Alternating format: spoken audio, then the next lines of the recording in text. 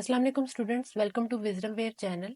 हम 10th Punjab board biology के chapter number 10 gases exchange के लेक्चर नंबर 2 के पार्ट 2 में आज सिचुएशंस इन प्लांट लाइफ इन डिस्कस करेंगे कि प्लांट्स में डे और नाइट टाइम में गैसेस एक्सचेंज जो है वो किसके थ्रू होता है। पार्ट 1 में स्टूडेंट्स हमने गैसेस एक्सचेंज की डेफिनेशन को डिस्कस किया था और हमने उन 5 वेज को डिस्कस किया था जिसके थ्रू गैसेस एक्सचेंज होती है।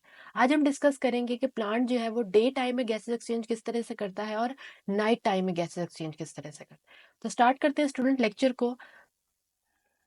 During the daytime, when the mesophyll cells of leaves are carrying out photosynthesis and respiration side by side, the oxygen produced in photosynthesis is utilized in cellular respiration. Similarly, the carbon dioxide produced during cellular respiration is utilized in photosynthesis.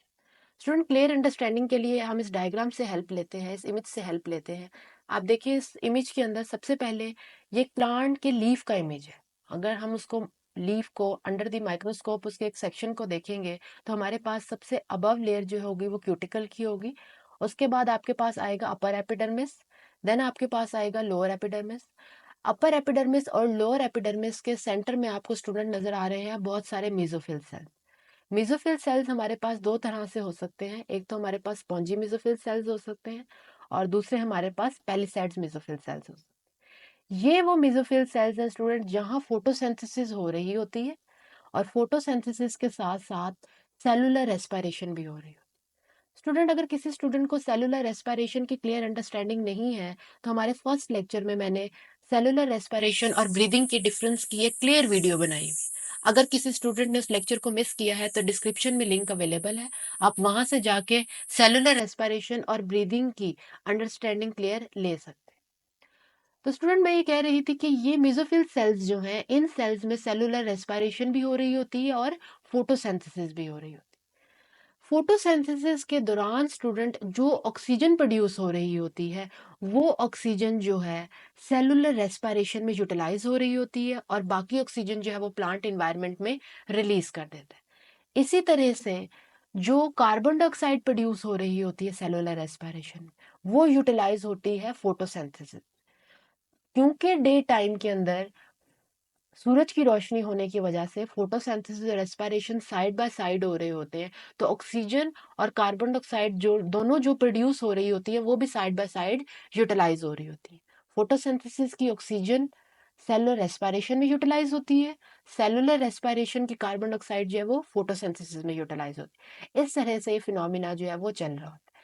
Photosynthesis की oxygen student cellular respiration में utilise होने के साथ साथ environment में भी release हो रही होती है, जो तमाम लिविंग ऑर्गेनिजम्स जो हैं ब्रीदिंग के मैकेनिज्म के थ्रू जो है उसको यूटिलाइज कर रहे होते हैं। इसके ऑपोजिट जो है वो नाइट टाइम का फिनोमेना है। नाइट टाइम में क्या हो रहा होता है स्टूडेंट?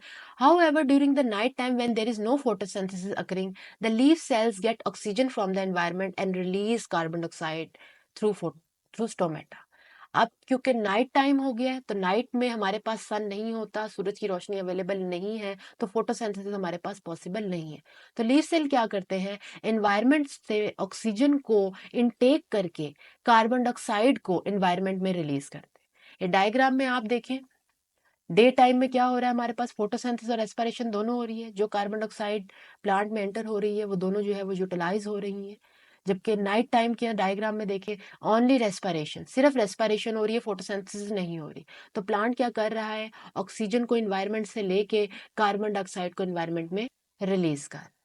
तो दिस इज व्हाट के स्टूडेंट रात के टाइम जो है, नाइट टाइम के अंदर इन्वायरमेंट में जो कार्बन डाइऑक्साइड है उसकी जो अमाउंट है वो ज़्यादा हो जाती है, जबकि दिन में क्योंकि हमारे पास फोटोसिंथेसिस हो रही होती है तो एनवायरनमेंट में हमारे पास ऑक्सीजन की अमाउंट जो है वो ज़्यादा रहती है। तो स्टूडेंट ये दो फिनोमिनाज है जिसके थ्रू जो है डे और नाइट में प्लांट में गैसेस एक्सचेंज हो रही होती है। That's all for today's lecture student. अगर आपका कोई भी क्वेश्चन है इससे रिलेटेड तो कमेंट सेक्शन में आप बताएं, मैं उसका आंसर दूंगी। इंशाल्लाह ताला नेक्स्ट लेक्चर में आएंगे। इस वीडियो को उन स्टूडेंट तक ज़रूर पहुंचाएं जो इस वीडियो के हकदार हैं, जिनको इस वीडियो की ज़रूरत है। खास तौर पे उन स्टूडेंट तक जो कि महंगी कोचिंग जो है, एक्सपेंसिव अकेडमीज या कोचिंग या ट्यूशंस को बेयर नहीं कर सकते। इंशाल्लाह नेक्स्ट लेक्चर के साथ हाजिर होती हूँ।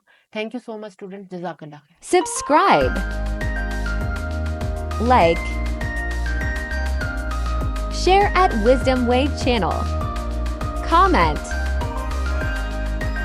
Target of likes, 1U. Subscription target, 1U. Your response makes us strength to continue.